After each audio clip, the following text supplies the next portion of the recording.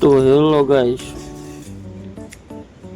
તો તમે સાંભળો સવારનો અવાજ કેવો સુંદર મજાનો છે.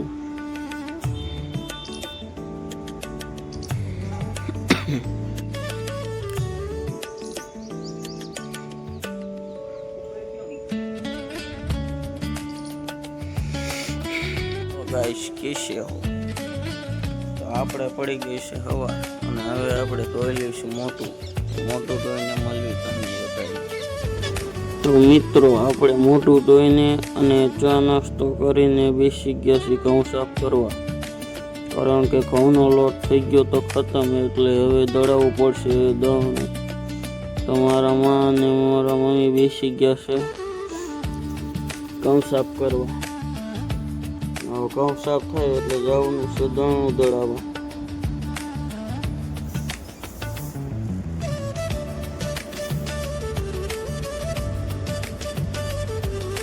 તમે જોવો કેવા મસ્તી ઘણા ઘઉં છે.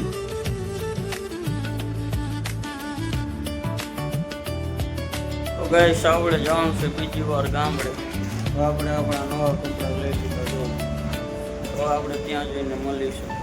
તો ગાઈસ, આપણે બાઇકને કાઢી લીધું છે બારે જો, અને હવે અહીંથી સીધા જઈશું આપણે દાણું મૂકવા બજારમાં, અને ત્યાંથી જઈશું ફુલાર લેવા. તો અહીં આપણે મૂકી દીધું છે દાણું, અને અહીંથી લઈ લીધા છે ફુલાર જો આ રીતું. અને હવે આપણે નીકળી જઈએ છીએ ગામડે જવા. તો આવી ગયો સ્ટેશનર બાગ,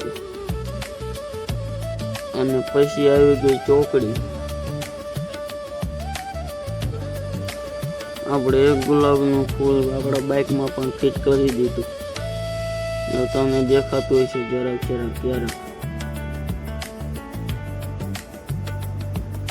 આપણે ચડી ગયા છે હાઈવે, અને હવે આવી ગયું છે આપણું ઘર. આવી ગયો સ્કોર્પિયો, અને અહીંયા અમને ભેગા થઈ ગયા મારા પપ્પા જો આપણી ગાડી પડી. પછી ત્યાંથી અમે વાતચીત કરીને પાછા નીકળી ગયા. હવે સીધા જઈશું ઘરે, અને ત્યાં જઈને નાહી ધોઈને જવાનું છે વાડીએ.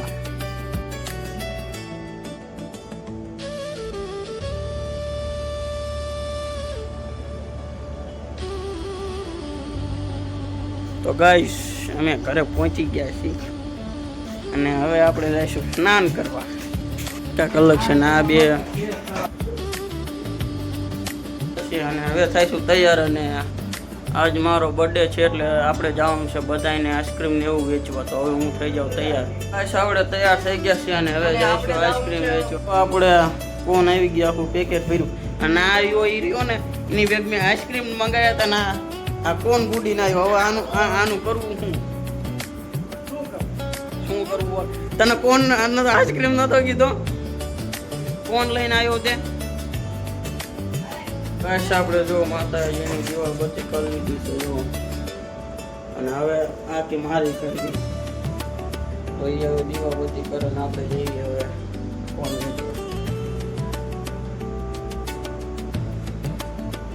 તો ગાઈસ, અમે આવ્યા હતા બધાને કોણ દેવા, તો અમને દેખાઈ ગયા ગોગા મહારાજ જો કેવી ફેણ માંડીને બેઠા છે. તે નીકળ્યા હતા મારા દાદાના ઘરમાંથી. પછી મેં બધાને દઈ દીધા કોણ.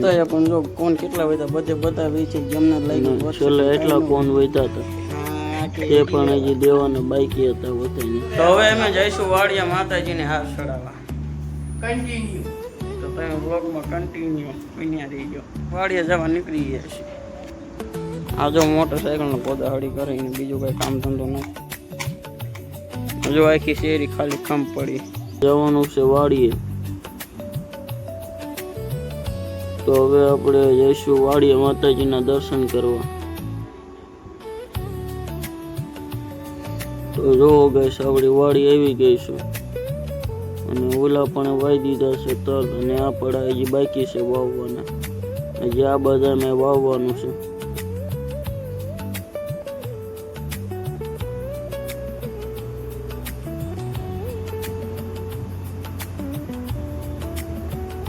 તો આપણે આપણા મેળીમાના મંદિરે પહોંચી ગયા છીએ. જો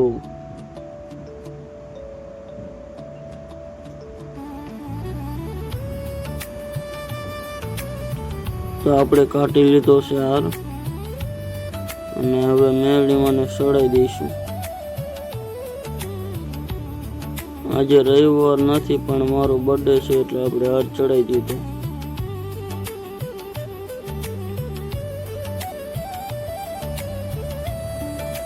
પછી આપણે જો આ ભાઈ કરે છે અગરબત્તી.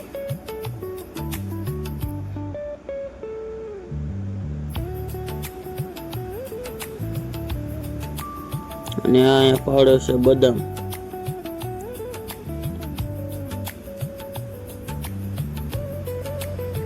તો બસ પછી અમે આવી ગયા પાછા ઘરે.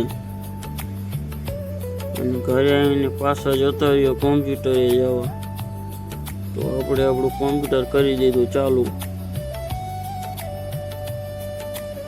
અને આ બધા પણ પોતપોતાનું કામ કરતા હતા બેઠા બેઠા. અને હજી અડધા આવ્યા નહોતા.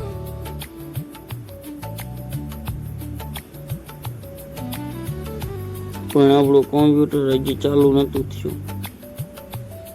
નેટવર્ક હીરો આવતો હતો અને આનું થઈ ગયું હતું ચાલુ.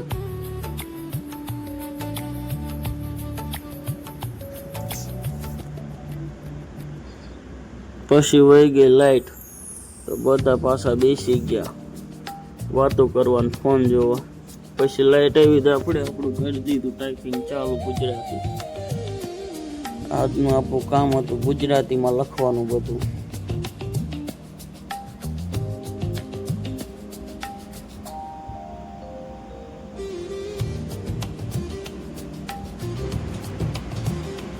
જો કેટલો પરસો આવી ગયો છે ગરમી. પછી આપણે ત્યાંથી કોમ્પ્યુટરનો ક્લાસ પૂરો થઈ ગયો અને બધા આવતા રહ્યા નીચે. અને હવે જઈશું એક દુકાન છે રજવાડી સોડા શોપ, ત્યાં બધાને સોડા પાવા. કારણ કે બધા કે અમારે સોડા પીવી છે, તારો બર્થડે છે, તો બધાને લઈ જઈશું હવે સોડા પાવા.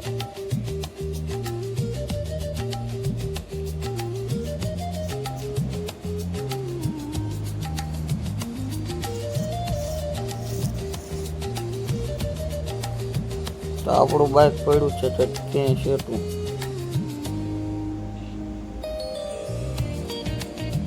તો આપણે આવી ગયા છીએ સોડાની દુકાને.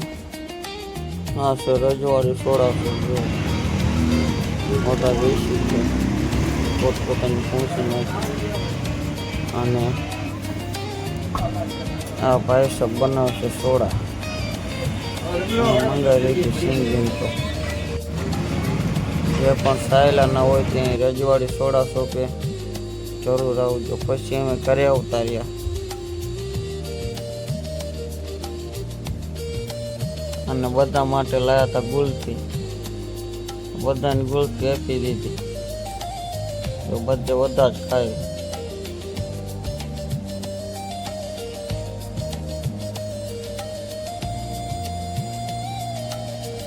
પછી હાંજ પણ પડી ગઈ તો પાછા ઘઉં કહીને સાફ. કારણ કે સાફ તો કરવા જ પડે ને. અને આપણે નીકળી ગયા ફળીએ જવા હતા. વચમાં આવી ગઈ દુકાન. તો ત્યાંથી માવા લઈને ફળીએ આવતા હતા. આવી ગઈ ગાય માતા. જો કેટલી બધી ગાય માતા છે. અને આ છે ફળીએ.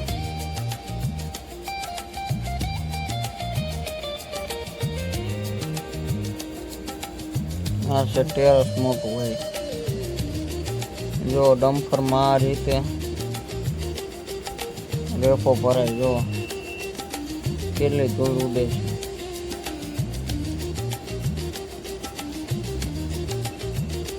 જોજો હમણાં તે ભરે ત્યારે.